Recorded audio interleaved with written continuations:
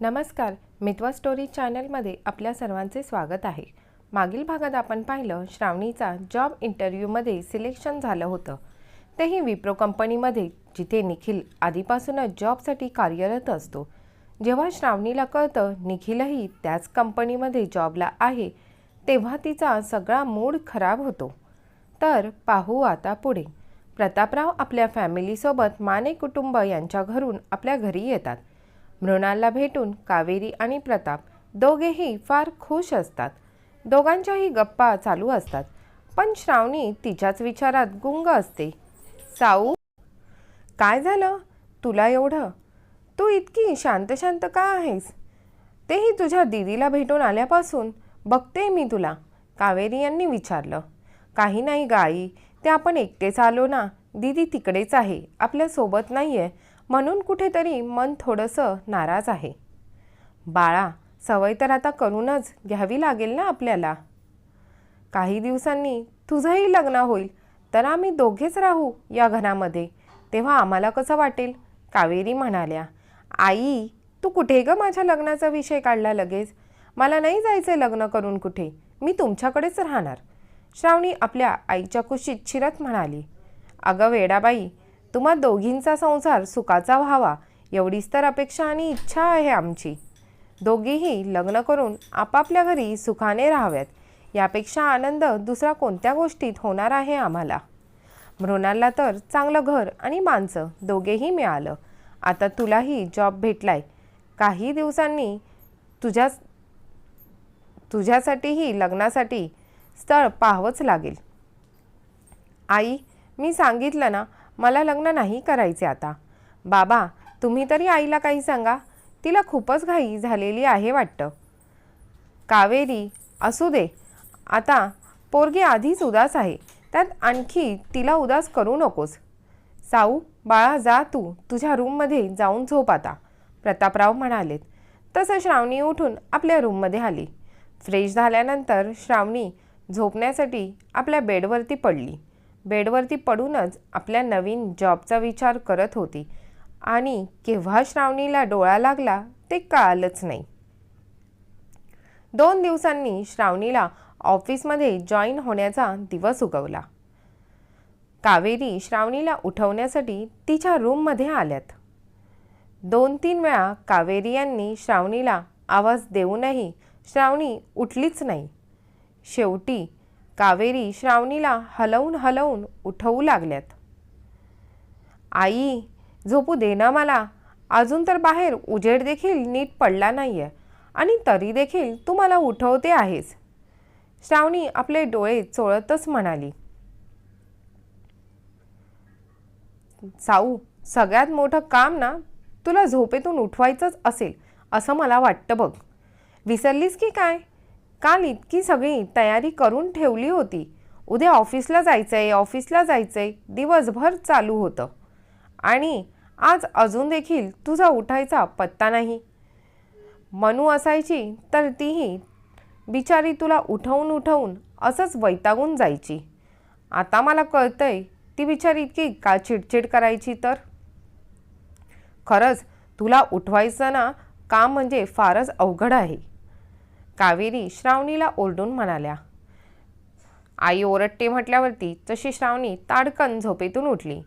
आई, sorry ग, मी विसरलेच, मला झोप लागली ना की मला काहीच आठवत नाही।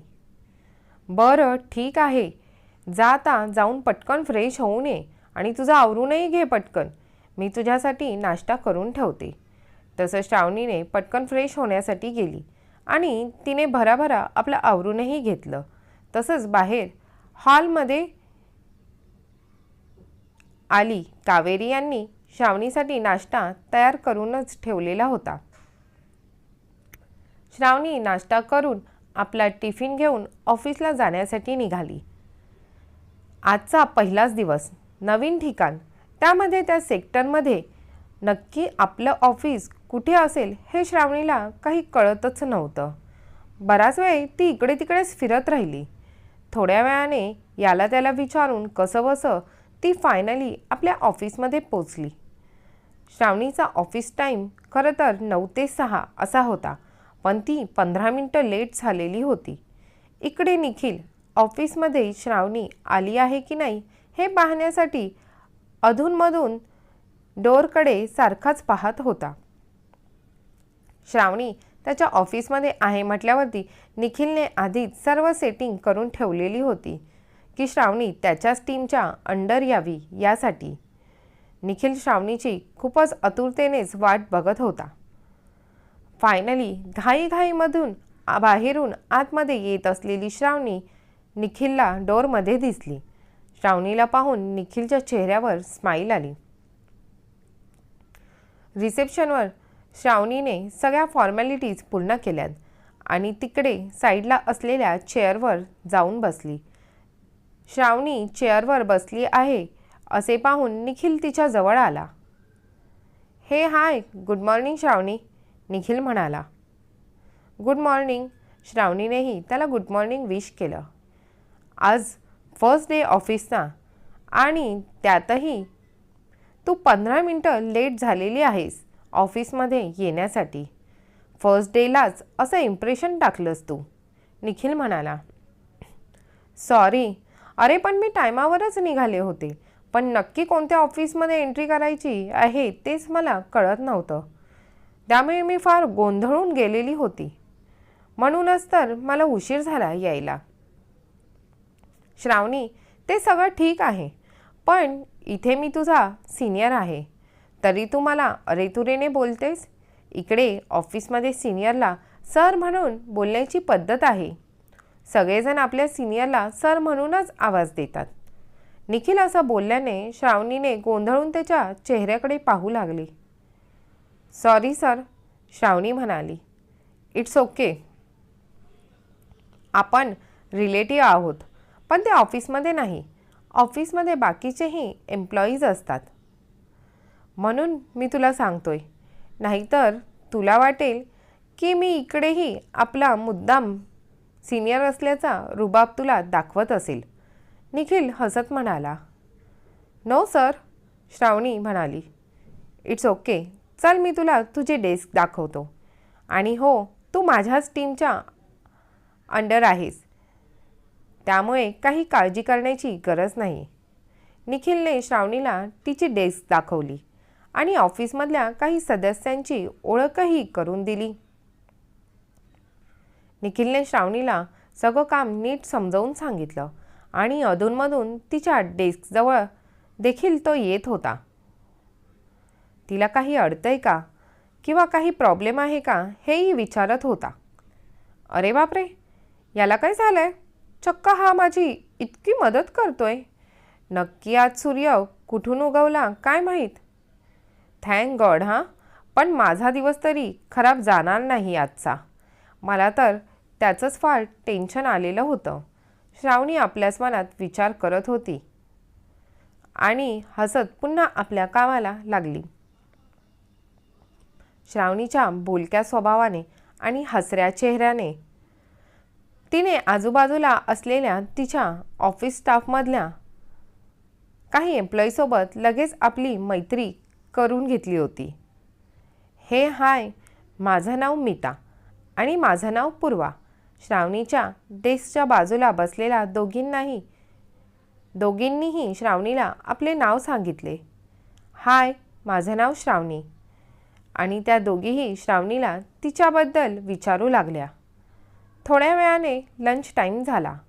श्रावणी, पूर्वा आणि मीता या दोघींसोबतही लंच करण्यासाठी गेली. निखिल आपला टिफिन घेऊन श्रावणीकडे येतच होता, पण ती त्याला डेस्कजवळ दिसलीच नाही. अरे, श्रावणी तर इथे नाही आहे. कदाचित बहुतेक लंच करण्यासाठीच गेली असावी ती, असा विचार करून निखिलही कॅन्टीनमध्ये पोहोचला. त्याची नजर इकडून तिकडे श्रावणीलाच शोधत होती. एका टेबलवरती श्रावणी, मीता आणि पूर्वा या दोघींसोबत लंच करताना त्याला दिसली. श्रावणी तिच्या फ्रेंड्ससोबत लंच करते हे पाहून निखिलही आपल्या फ्रेंड्समध्ये लंच करण्यासाठी गेला. लंच करत असतानाच पूर्वा आणि मीता त्यांच्या ऑफिसबद्दलच्या गप्पा चालू होत्या. त्या ऑफिसमधल्या गोष्टी श्रावणीला सांगत होत्या. बोलता बोलता त्या दोघींचीही नजर निखिलवरती गेली. श्रावणी, तू निखिल सरांना ओळखतेस का? कारण निखिल सरांनी तुझ्या डेस्कजवळ आज बऱ्याच फेऱ्या मारल्यात आणि तुला कसं सगळं नीट समजावूनही सांगत होते. तूही खूप कम्फर्टेबल वाटत होती सरांसोबत बोलताना, म्हणून विचारलं, पूर्वा म्हणाली. हो, निखिल सर ना माझ्या बाबांच्या मित्रांचा मुलगा आहे आणि त्याशिवाय माझ्या बहिणीचा दीरही. त्यामुळे आमच्या फॅमिलीचं एकमेकांकडे येणं जाणं चालूच असतं. अच्छा, असं आहे का? म्हणूनच निखिल सर तुझी एवढी मदत करत होते. नाहीतर ते कुठल्याही मुलीशी जास्त बोलताना कधी दिसले नाहीत ऑफिसमध्ये. तेवढ्यापुरता तेवढंच बोलणं असतं त्यांचं. आणि त्याशिवाय तुला एक गंमत सांगू का? निखिल सरांसोबत म्हणजेच बघ त्यांच्या बाजूला बसलेली ती मुलगी आहे ना, तिचं नाव ना अदिती आहे. तिच्यापासून ना थोडंसं सांभाळूनच राहा. आता तू निखिल सरांची रिलेटिव्ह म्हटल्यावरती ते तुझ्याशी बोलणारच. पण ना या मॅडमना कदाचित ते आवडणार नाही बहुतेक. मला काही कळालं नाही, काय बोलतायत तुम्ही? श्रावणीने विचारलं. अगं काही नाही, अगदी सिंपल आहे बघ. तू म्हणजे कोणाला बोलू नकोस हां, आम्ही तुला सांगतोय पण. नाहीतर तू जाऊन बोलशील निखिल सरांना.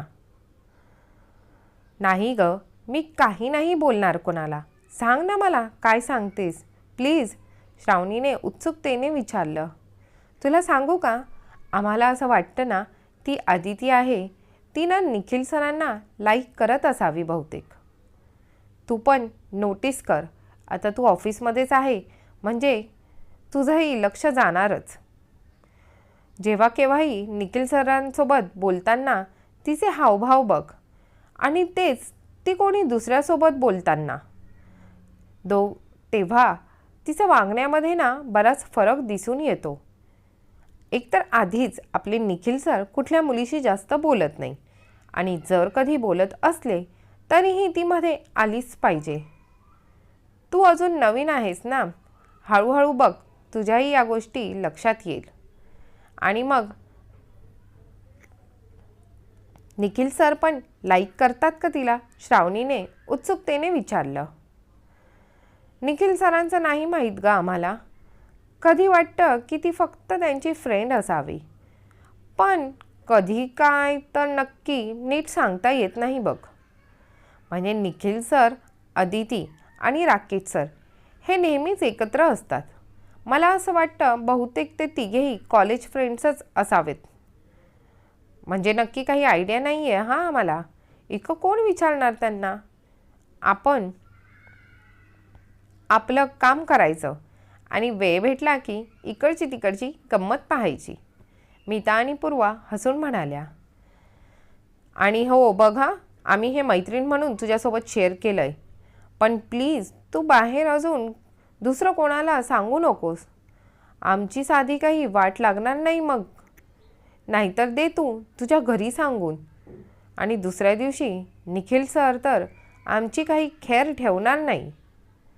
दोघेही काळजीने श्रावणीला म्हणाल्या. नाही ग, मी कोणालाच काही सांगणार नाही. तुम्ही अगदी निश्चिंत राहा आणि इतकं टेन्शन घेऊ नका, श्रावणी म्हणाली. आपण फ्रेंड्स आहोत ना, मग तुम्ही विश्वास ठेवा माझ्यावरती.